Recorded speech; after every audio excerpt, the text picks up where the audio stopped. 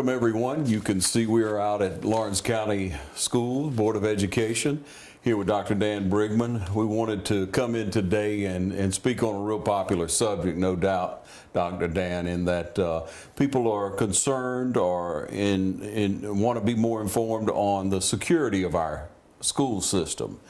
And Dr. Dan, that's paramount.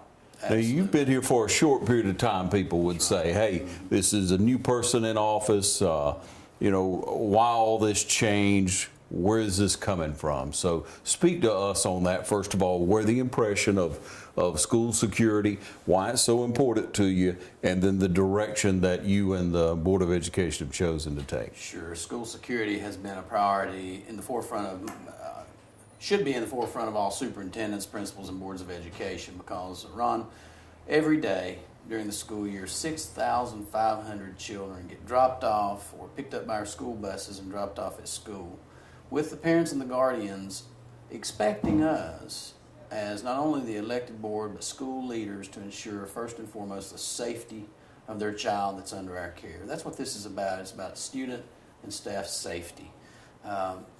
That should drive everything we do in public schools, and that is the basis of any policies that are considered from the General Assembly in the state of Georgia all the way down to local board policy. It's a sad day in our society when we have to consider advancing our security measures in churches and schools, and there's two very vulnerable targets in our society, and those are churches and schools. We protect our money better than we protect our children and our congregation members quite often. So I really lift up and applaud our Board of Education for recognizing a previous general statute that was passed in 2013, amended once again in 2014. And basically, the framework of that general statute is to allow or permit educators to carry concealed weapons. Well, there was a lot of caution in terms of interpretation and implementation of that policy up until the most recent school shootings that have really brought to a different level the concern for not only locking down schools but having a proactive measure to preserve lives in each of our schools. It is my priority to ensure, to be able to look at every parent and every guardian and say we're doing everything within our capacity to confront or eliminate threats that occur on our campus, especially those individuals who decide to bring a loaded firearm into our schools, God forbid, and threaten the lives of the individuals that come to school expecting to learn and carry on in a positive way every day. So this is extended beyond the typical lockdown procedures to create a proactive measure that I can assure the parents and the guardians of this school system that we're doing everything within our capacity in a very methodical approach, not careless approach, to improve the security and the response time in our schools in case of an event of an active shooter or a crisis occurs on that campus. Did you feel or do you feel that our schools are not secure now? I don't think any school is 100% secure. I would be naive to say there are some fail-proof campuses out there that could prevent someone from coming on campuses. If there's someone out there suffering from mental illness or who has a grudge that wants to come on a campus and do harm, time is of essence. This is a situation that's going to preserve time as well as lives and give us an internal approach to address those threats in a timely manner. We're very blessed to have an effective law enforcement team in the city and the county here in Lawrence County. They have excellent response time and are there and never have failed to show up when a crisis has occurred in a very swift fashion. But as demonstrated in Florida, time is key. A lot can happen in 2 to 3 minutes. So we're trying to create a more robust approach. We are not arming all teachers in Lawrence County, despite what another TV station says or how it's interpreted. That general statute from 2014 allows boards of education to improve our security measures, including the use of concealed carry, if necessary, among school personnel. However, there's a lot of stipulations that go in behind that. Number one, not everybody has the capacity to effectively carry a concealed weapon, and that goes with our society in general. Sure. So this, if there's a point in which employees in our school system, select employees, meet the qualifications and agree on a voluntary basis to participate in this procedures, number one, it's going to be very discreet. We're not going to have signs out there saying this is a member of the team. Yes. It will be very discreet for their protection. as well as an extensive amount of training in partnership with our local law enforcement to make sure that they have the capacity, if that point ever comes, to protect the lives of the children in those schools and our staff members who show up for work every day. Yeah. And in looking at it, we have resource officers. Now, of course, people are pointing out, and we'd like to address it so that we can satisfy the question. Dr. Brigman, why wouldn't you train a qualified resource? Not that the resource officer isn't there, but you're taking it to the next step. You believe that safety is there. Our children are safe, but you want them to be safer. And that's a measure that the board has voted on. You are recommending that we arm these trained, these qualified people who want to step forward. Would it not be, or would it be an option to bring in someone such as a retired Navy SEAL?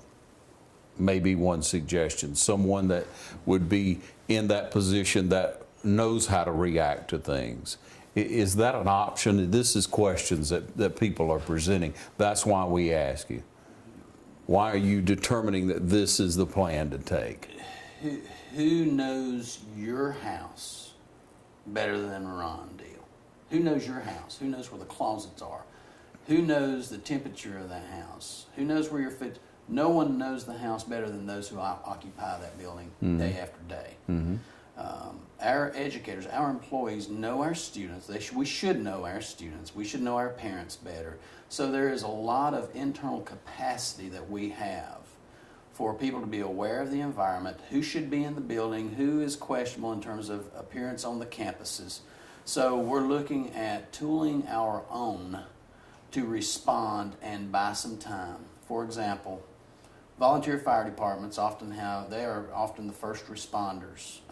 They have first responders who show up to the scene that are trained for to render medical care. Mm-hmm. If it's an accident, there's always, for emergency services, there's a base of first responders that are there to basically go and immediately address that situation and stabilize that situation. Mm-hmm. And that's similar to the approach we're taking.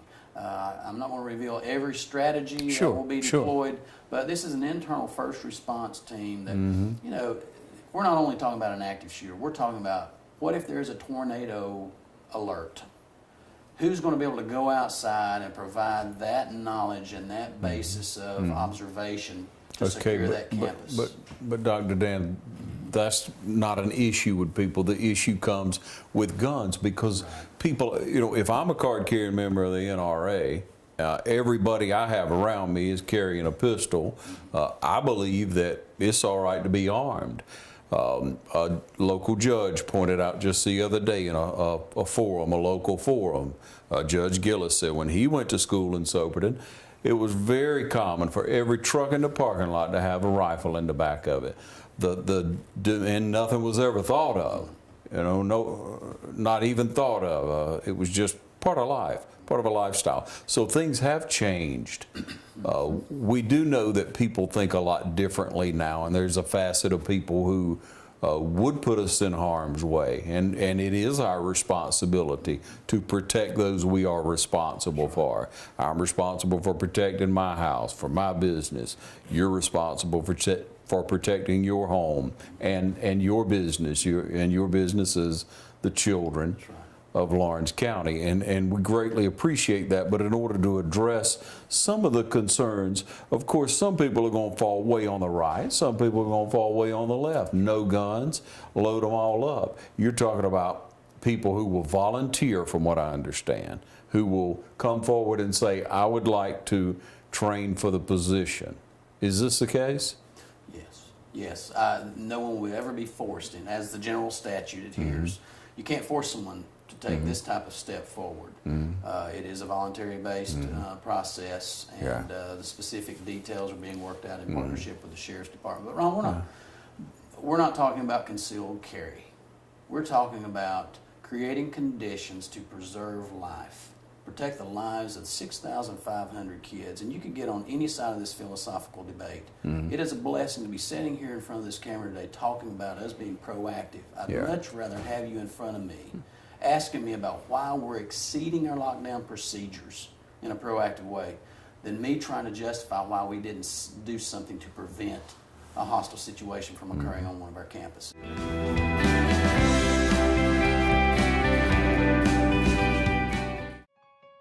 The City of Dublin Natural Gas provides the most cost-efficient source of energy available today. So for your home, choose the most natural resource. Safe, clean, efficient. All new subdivisions around the Dublin area have natural gas available. Start reducing your energy bills today with Dublin City Natural Gas Department. Natural gas, the smart choice. Call 277-5048 today and let us help you start saving today. There's a new place for senior care, a place with 24-hour valet service and a boutique salon. A place with all-day arts and crafts. It even has a day spa. A place that's so much like home because, well, it is home. Home Instead Senior Care, when you need personalized care in the comfort of home. So we look at 19 years ago, Dr. Dan, that Columbine happened. 19 years ago, right now. It's changed drastically. One of the survivors of that is now a representative in that state. You're probably aware of the, I believe it's Parrish gentleman, who has brought forward in Texas the legislation that they arm teachers in that state. Is there, and so that speaks something along those lines, that someone who went through that 20 years ago, who is now a public representative, and who says we need to arm the teachers in that school. It's very personal to him. When you go through an experience in life, whatever it may be, when you go through an experience as a young person, it shapes you, it determines what you do from there, and it obviously very dramatically shaped him as a representative now. He believes that that school, Columbine, and other schools in the state of Texas should have teachers that carry. But my question is, are there others? I know that in Israel, I know that in foreign countries, teachers carry weapons in their schools, but is it common at all in the United States? There are several states that allow it, but again, it's not a blanket law or statute or policy that opens the door for anybody. This is not for anybody to participate in. It's a select, very carefully, methodically thought out process with a plan in place in partnership with the local law enforcement. No matter what state you're in or how it is deployed, because we're still charged to serve kids, and there's always that risk that we're aware of something happening. We're taking proactive measures to methodically lay out our plan and utilize some of the examples from Texas and other states that have been down this road to make sure we get it right if we're going to do something. Again, we're in our infancy of this concept. The board has permitted me to do research and work in partnership through this policy with the Sheriff's Department to come up with a way in which people should be assured that if they want to do something in terms of destructive, dangerous, or take the lives of individuals on our campus, it's not going to be as easy as walking down the hallway without being confronted or seeing resistance. It's not going to happen in Lawrence County, and that's one thing I want to assure our parents or stakeholders. I'm not going to sit here in this office, see these shootings again today. We saw another one in the state of Florida. God help the individual that was the victim and the families of that high school in Ocala, Florida. It can happen anywhere, Ron. We're not obsolete. We have a main interstate running right through Lawrence County. We are a large geographical area. To my knowledge, the third largest county geographically in the state of Georgia. Response time is a little bit longer than in most metropolitan areas. So we're trying to build capacity inside to improve the level of security for our children, and that's what it's about. Not giving teachers guns, it's improving the level of security and response to ensure the safety and the well-being of all of our teachers, staff members, and administrators that show up for work every day, serving the general public and trying to educate children. And again, I'm going to say, it's a tragedy in our nation when we have to have these conversations and pass laws such as this general statute that was passed in the state of Georgia And if anyone wants to research it, it's General Statute 1611-130.1 that permits boards of education to create these policies to move forward with this in a controlled fashion, not a loose fashion of just saying, hey, bring your 45 or bring your 9mm to school with you. That's not going to happen. So again, it's going to be a methodical process that's thought through very carefully in partnership with law enforcement. Sheriff Dean has held my hand through this since the beginning of this discussion when I've asked, we've got to do something else. Just simply locking and hiding, locking doors and hiding has proven not to work. Yeah. So I applaud our Board of Education for stepping out front in a proactive way, and I applaud our administrators and those individuals that have already agreed to meet with me for this discussion about next steps. I want to be ahead of the curve in Lawrence County and proactively create preventive measures to ensure the safety and well-being of every child and every employee on our campuses. And one would have to look at the scenario that we've created a gun-free zone, yes, and that's what's being attacked. So you have to look at that and look for some deterrent. If there are no guns there and that's being attacked, maybe even the most, I would say liberal, even the most conservative person for gun control, let's do away with guns. We should do away with all guns. Well, we know that's not possible. It'd be anarchy. Okay, only law enforcement should have guns. Private citizens shouldn't have guns. Well, that's not an option. This is the United States of America. But stringent testing, we could all agree. Mental testing, anyone who's been convicted of a major crime should not carry a gun. There should be stipulations. Yes, exactly. And just the same, anyone who's able to protect others, anyone who's able to protect you, whether it be a law enforcement officer, resource officer, security person, must be tested the same. Absolutely, absolutely. So that's the guidelines that you're looking at putting into place. Significant precautionary measures are underway to make sure that it's expedited methodically, and with in the forefront, preservation of life, not just issuing weapons. Again, there may be the likelihood that a concealed weapon is within reach for these trained individuals, but there are going to be some other measures available as well for all teachers, all educators within the school system. In order to secure, in order to lock down, in other words. Yes, sir. Yes, sir. This is one piece of multiple strategies in our school system to ensure the safety of our children. We have recently, and this is public knowledge, our Board of Education has devoted over $300,000 for the implementation and installation of video cameras for the entrances coming in, so we can monitor and record the activities on our campuses. That is another safety feature. We're looking at exterior doors being secured every day during the instructional day. As long as those buildings are occupied by kids, the perimeter doors are going to be secure with one way in and one way out of these facilities. Does that include after-school extracurricular activities? During the school day. There will be special exceptions to that when sports activities and so forth are going on outside. But yes, during the school day. So what I need the public to help us with is understand the protocol. If they're coming onto a campus during the regular instructional day, go through that front office as required, check in, and no questions will be asked. Don't go to the back door and knock, expect somebody to be hospitable and open that door for you, because they have been told or directed, do not open that door under any circumstances. For deliveries, visitors, parents, Aunt May, who may be coming to pick you up, go through the front office. And that's one of our expectations of the general public, to ensure the safety of our students. And in the event of a security alert or a school lockdown, we need the public to work with law enforcement and our administration to ensure the safety and the security of our campuses. Most recently at East Lawrence High School, when we had a threat report on Facebook, the outpouring of parents and the panic created a greater threat and uncontrolled situation than trying to secure that campus because of the initial threat.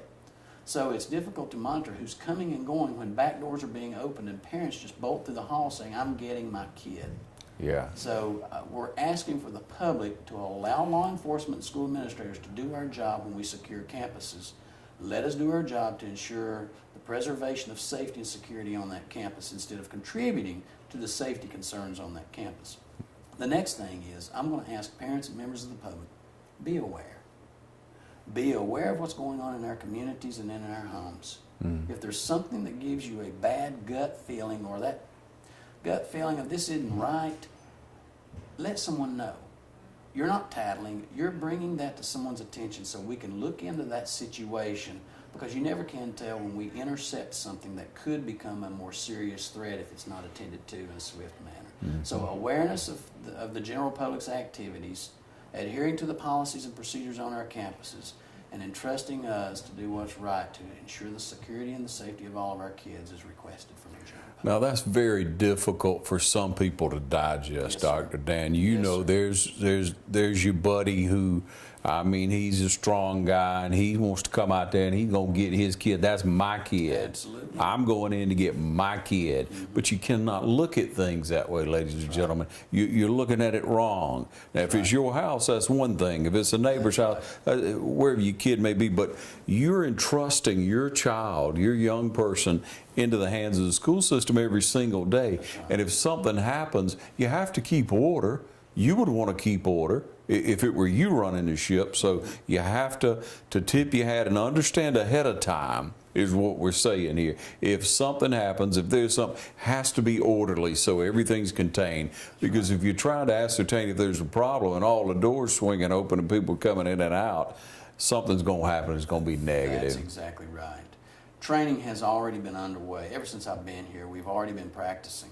We've been running drills with local law enforcement in terms of school security. So our law enforcement are equipped with building layouts. They are equipped with a lot of information that the general public has no awareness of, and we're not going to go out and announce to the public our crisis response strategies and approaches. Otherwise, it'd be a moot point, it'd be useless.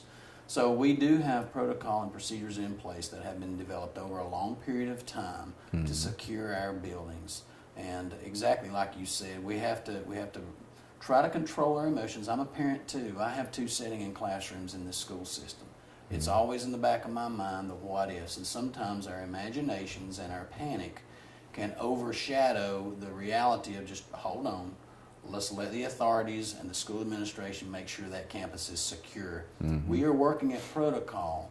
If an event happens, a staging area for parents to access their children in a controlled fashion without creating a wave of interruptions in that school and intrusions in terms of strangers just coming indoors, creating a greater security risk.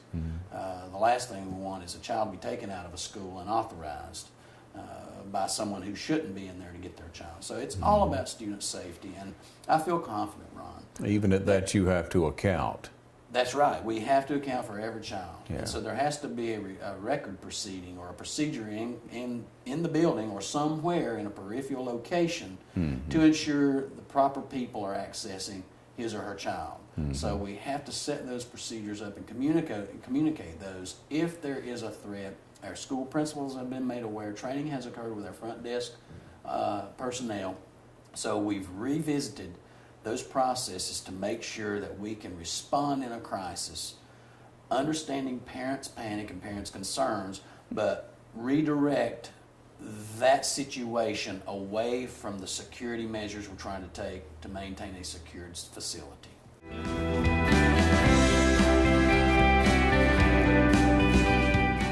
Hi, I'm Perry Williamson. We've been serving the Dublin Lawrence community for over 90 years here at Williamson's Bakery. We specialize in donuts, cakes, pies, cupcakes, cookies, birthday cakes. They're our business, not a hobby. And don't forget our large selection of cheese straws.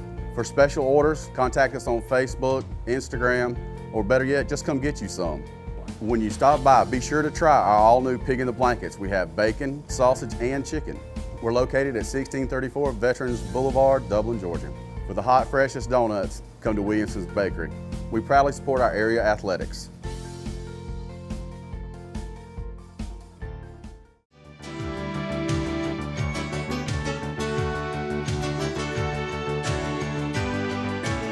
Hello, I'm Brian Bazemore with Community Bank of Dublin Lawrence County. We've been in business for over 12 years here in the Dublin market, and we would like to invite you to come by and experience a new way of banking. We have the state-of-the-art teller pods, fast, friendly personnel, and we have same-day loan approval. Lenders are on site to be able to help with all of your financial needs. Come by today and experience a new way of banking. Community Bank of Dublin-Lawrence County, 605 Bellevue Avenue, Dublin.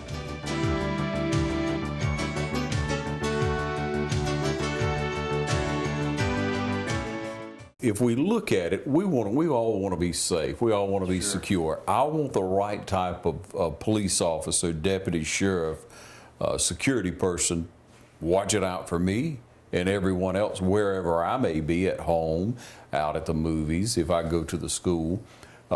So I come to the point where, okay, there are type A personalities, you may say, you may choose that terminology, that would do a very good job. We could think of several throughout our community, those of us who live here for a long time, you and knowing your personnel very well, that would be a perfect fit. They may be former military. They may have the training to know how to respond quickly and accurately in a situation. That's what we all want.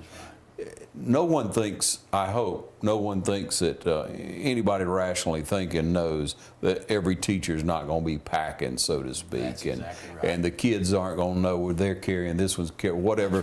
That's right.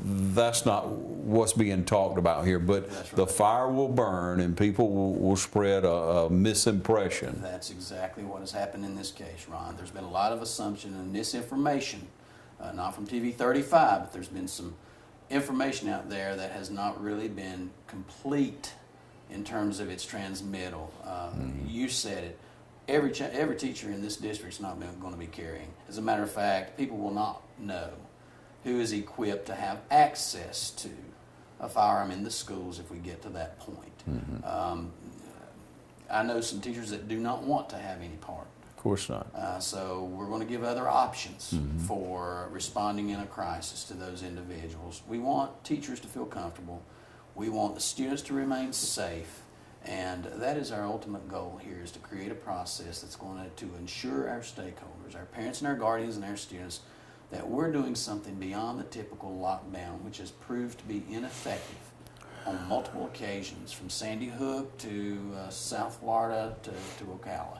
So we're trying to proactively reach out, and I'm available to talk with parents. And Facebook is not our primary source of communications. I'm available. If anyone wants to come in here and have a conversation with me about school security, I'll divulge that conversation and still protect the integrity of our security protocol. But I will be accessible to these parents that have concerns, to reassure them of what we're doing, because it all boils down to the safety and well-being of our children. 6,500. Are we looking at training the resource officers to be able to actually carry a weapon and in that emergency response type of situation? Are we looking at a resource officer carries right today.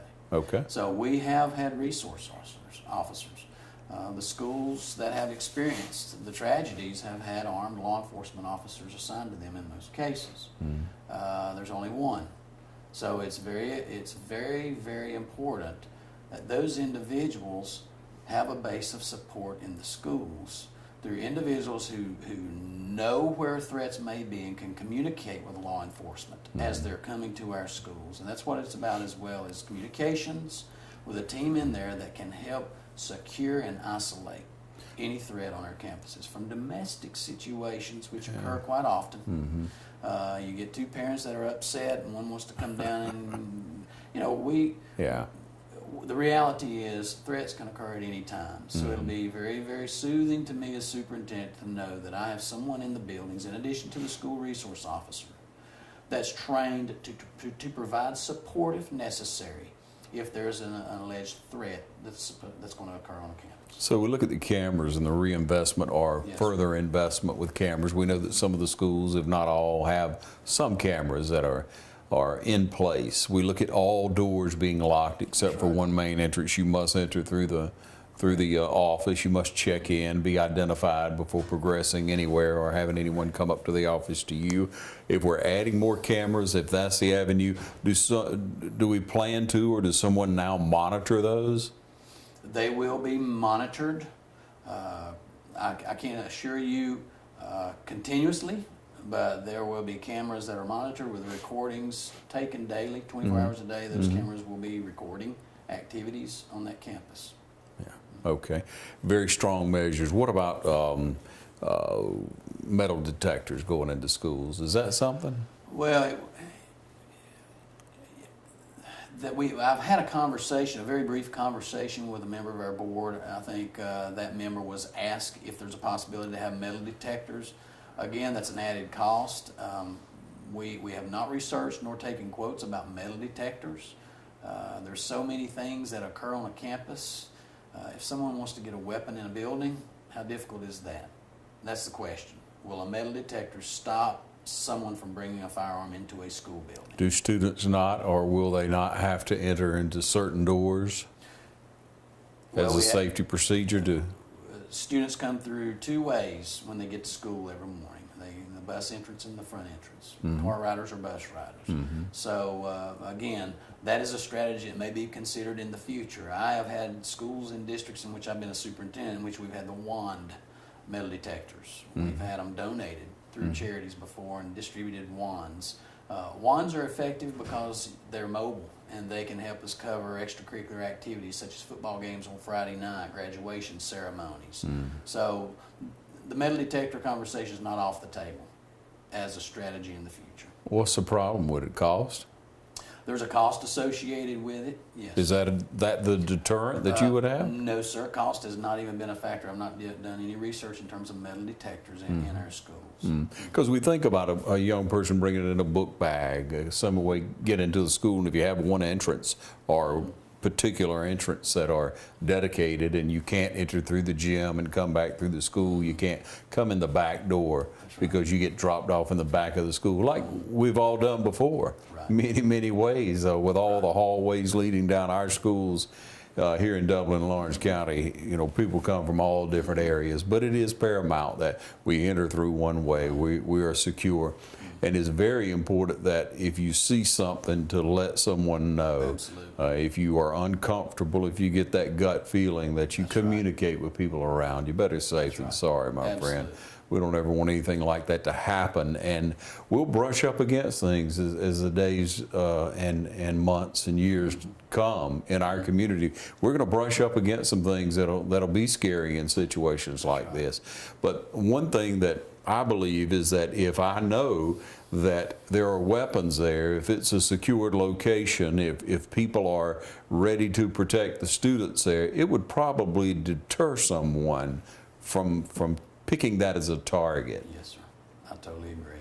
Yeah. So that's the avenue, that's the approach to be taken. Many people are concerned that we would be the first to have guns in the schools. I could see that either way. Do you want to be proactive, which is the approach that the board has chosen to take in securing it and being a first in doing that?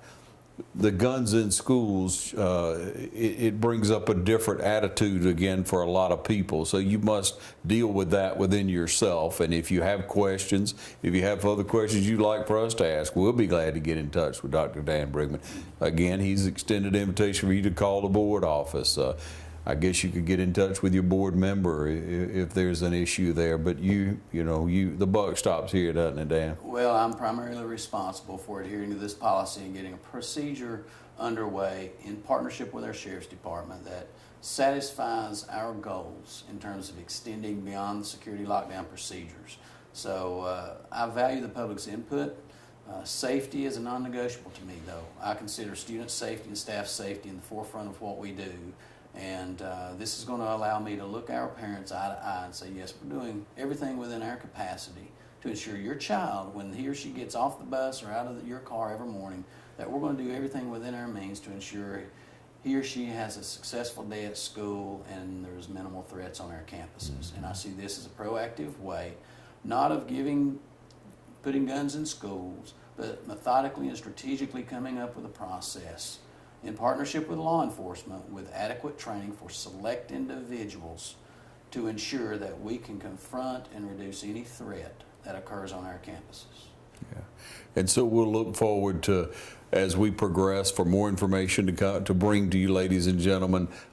If you need more information in order to better understand what's going on, that would be the way to go about it, because you may need to just have a little bit more information in order to wrap your mind around things and see the direction. One thing we can point out is that there'll always be other media outlets that'll come into our area, and sometimes you'll wonder if they have our best interest in mind. They don't live here with us. They don't have to go home at night. They don't have to work here, play here. They don't have to retire here and be happy here, and it's not their kids. So let's look at what's best for our community, for what's best for us, and evaluate and think and prayerfully consider things before just formulating an opinion on it. Make sure you're informed. But we appreciate your time, Dr. Brigman. It's a pleasure. Thank you for allowing me this opportunity to give clarity. Again, I'm restricted in specific details, but I can assure all of our stakeholders that we are not haphazardless or just carelessly going forward with this process and this policy. To the contrary, the general statute encourages boards to create protocol and policies to support this general statute. They don't require policies. This was a measure, a transparent measure, put forth by our Board of Education just to say, okay, this is what we're going to consider, but we're going to lay out some parameters instead of carelessly going forward and saying, okay, you carry, she carries, and so there are some parameters established here. So I applaud our Board of Education for not wavering when it comes to these conversations regarding student safety and proactively extending beyond the school lockdown procedures. All right. Thanks again, Dr. Brigman. Thank you for joining us. Until next time, right here on TV 35.